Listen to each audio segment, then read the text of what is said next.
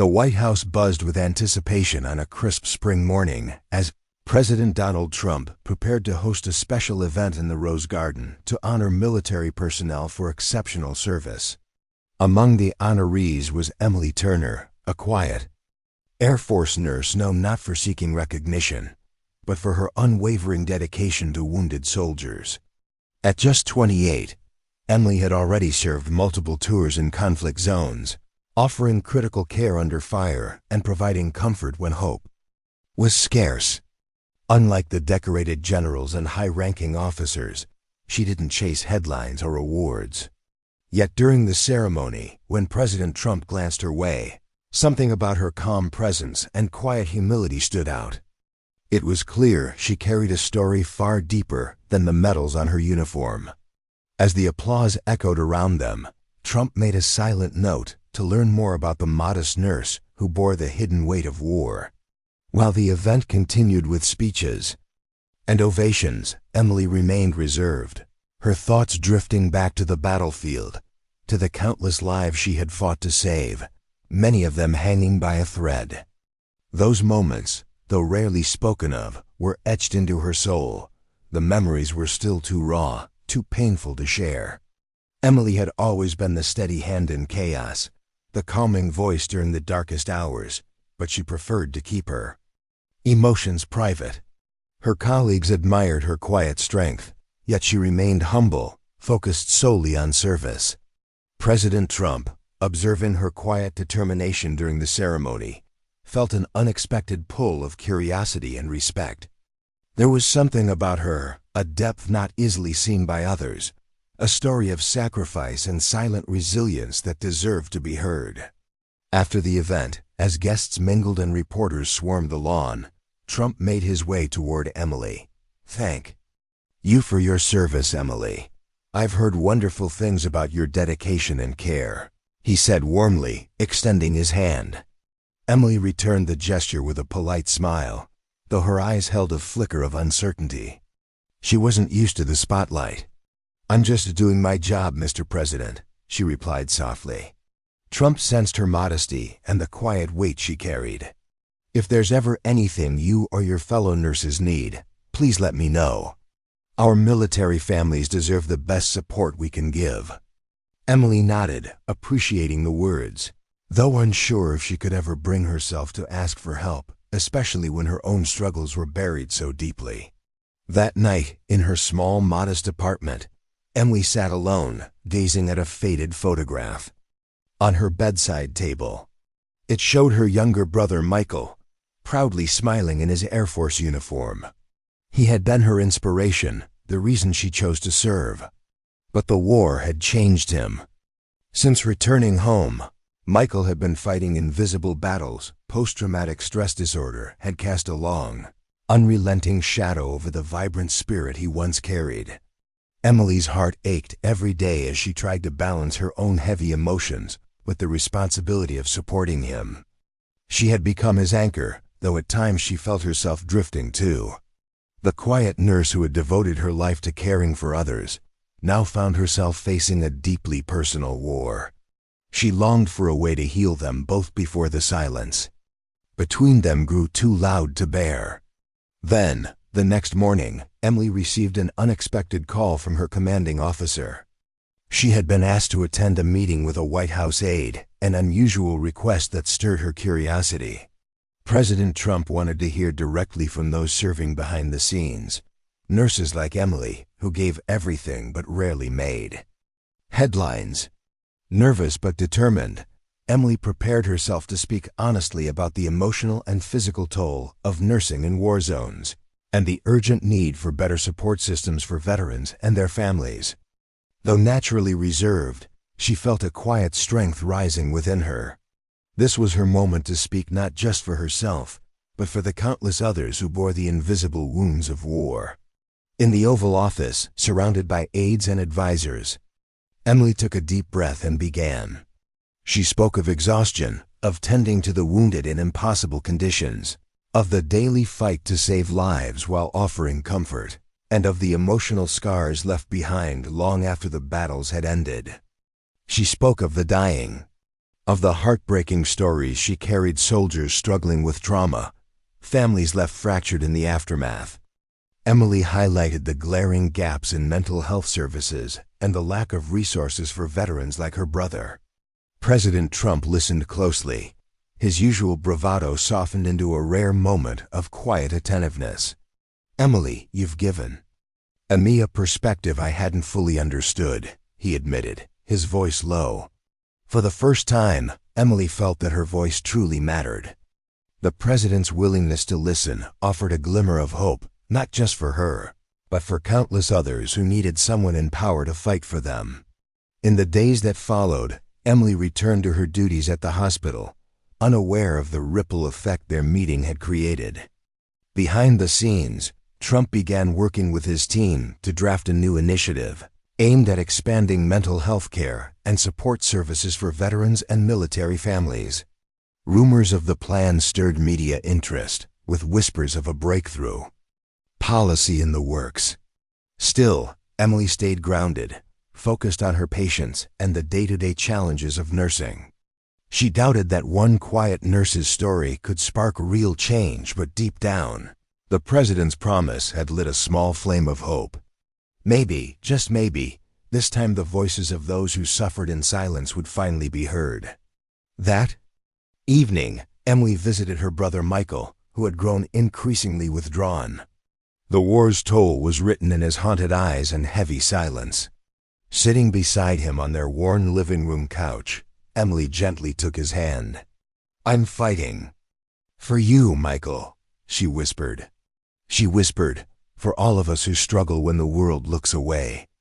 Tears welled up as Michael weakly squeezed her hand, and Emily's heart ached for her brother and for all those silently carrying similar pain. But in that moment, her sorrow turned to resolve. The promises made by the president would mean nothing without real action. She was determined to be the bridge between words and change, to help turn political pledges into real healing for families like theirs. The road ahead was long, but she refused to give up. Soon after, the White House officially announced a comprehensive initiative aimed at improving mental health resources for veterans and their families. The plan included increased funding, easier access to care, and the development of community-based support programs. Emily was invited to speak at the unveiling ceremony, an overwhelming honor. Standing at the podium, she took a steadying breath. Her voice trembled at first, but soon grew strong and steady. She spoke from the heart, sharing the hidden sacrifices behind the medals and the silent suffering endured by both soldiers and their caregivers.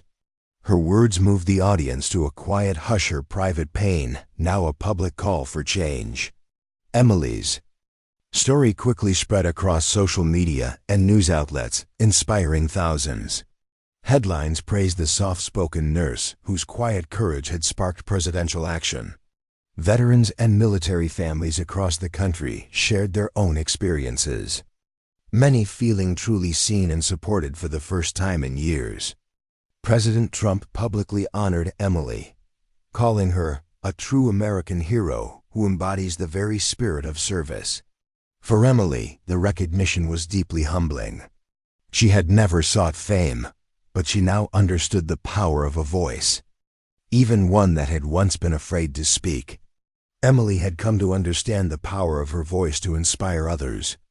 The attention surrounding her story brought hope to many who had long felt forgotten, and it sparked a renewed commitment to supporting those who serve. She realized that sometimes it's the quietest people who make the loudest impact. Despite the public praise, Emily's daily life remained demanding. Long hours, emotional exhaustion, and the weight of loss still pressed heavily on her shoulders. But now she carried a different kind of strength, the knowledge that her work was part of a larger movement for change. Policies were shifting, resources were expanding, and the once taboo topic of veterans' mental health was now front and center in national conversations. Emily found solace in a growing network of caregivers and advocates who understood her struggles. Though the fight was far from over, she no longer felt alone. Her quiet courage had sparked a wave of empathy and action, proving that even the softest voice could ignite real change. One afternoon, a reporter asked her about the moment she met President Trump. She paused, smiled thoughtfully, and said, "I never expected my quiet work to reach so far." It was never about politics or headlines. It was about the people behind. The uniform. She spoke of her brother's struggles and how they gave her the strength to speak out.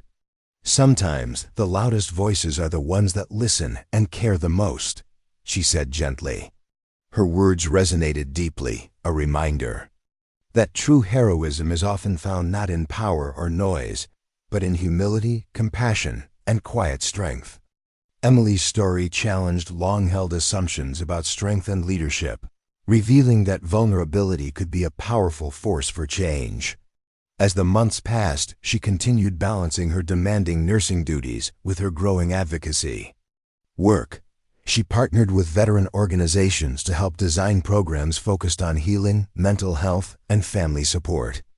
Traveling to hospitals and military bases, she shared her experiences, encouraging others to speak up and seek help. Her quiet determination resonated deeply, inspiring many who had been silenced by trauma. Meanwhile, President Trump closely followed her progress, often referencing Emily's story as a defining moment that reshaped his administration's approach to military care. Their unlikely partnership became a symbol of hope, bridging the divide between politics and personal pain. Emily came to understand that real change required persistence, empathy, and collaboration, and she was more committed than ever to continue the fight. One evening, after a long and exhausting day, she received an unexpected visit from her brother, Michael.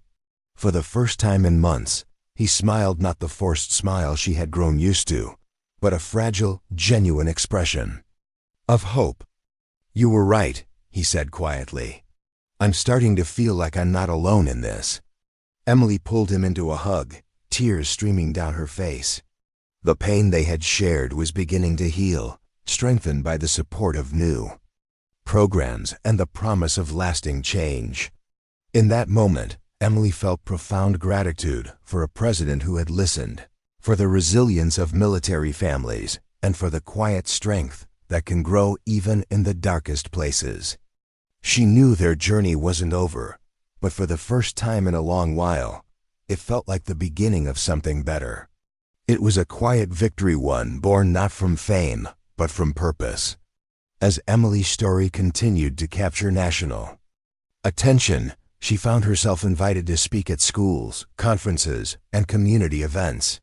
She used every opportunity to advocate for compassion and understanding around veterans' mental health. Her message was simple yet powerful. Behind every uniform is a human being with fears, dreams, and silent battles. Emily's honesty and humility resonated with audiences of all ages, inspiring many to volunteer, offer support, or simply take the time to truly listen to veterans in their communities. Her journey proved that real change begins with empathy, and that even the quietest voices can ignite powerful movements. Back at the hospital, Emily still faced daily challenges. Despite national progress, bureaucracy and limited resources continued to affect care. But now she felt empowered to demand better. She organized a coalition of nurses and veterans to share first-hand insights with policymakers, ensuring that those on the front lines helped shape future decisions. Emily's leadership emerged naturally quiet but unwavering, compassionate yet deeply determined. Her promise to Michael, and to all who silently endured the weight of war, fueled every step. Through resilience and purpose, she was transforming pain into advocacy and showing the world that hope can rise even from the deepest wounds. One afternoon, she was invited back to the White House for a private meeting with President Trump. He thanked her personally for her continued dedication and informed her that the administration was preparing to expand funding for mental health services across the military, health programs nationwide. "Emily, you've shown us what real service looks like," President Trump said sincerely. "Your story changed minds and hearts." "We're not done yet." Emily felt a powerful surge of pride and responsibility. The road ahead was still long, but with leaders willing to listen and communities beginning to care, real healing felt within reach. Her quiet courage had become a catalyst for national change. As she stepped out of the Oval Office, Emily reflected on the journey from that first ceremony in the Rose Garden to this very moment. She had started as a quiet nurse, never seeking recognition, and now stood as a voice for thousands. All because someone had finally listened. Her story was no longer just about pain and sacrifice. It had grown into one of hope, healing, and the promise of a better future for veterans and their families. Emily knew her brother's battles weren't over, but for the first time, there was light in the darkness, and with that light came the strength to keep going. News outlets continued to follow her journey, chronicling how one soft-spoken nurse helped spark sweeping reforms in veteran care. Her humility and honesty touched hearts across the globe, reminding the world that true heroes don't always wear medals or seek the spotlight. Emily's story had become a testament to the power of empathy and the extraordinary change one quiet voice can inspire. It was a powerful testament to empathy, resilience, and the courage to speak up.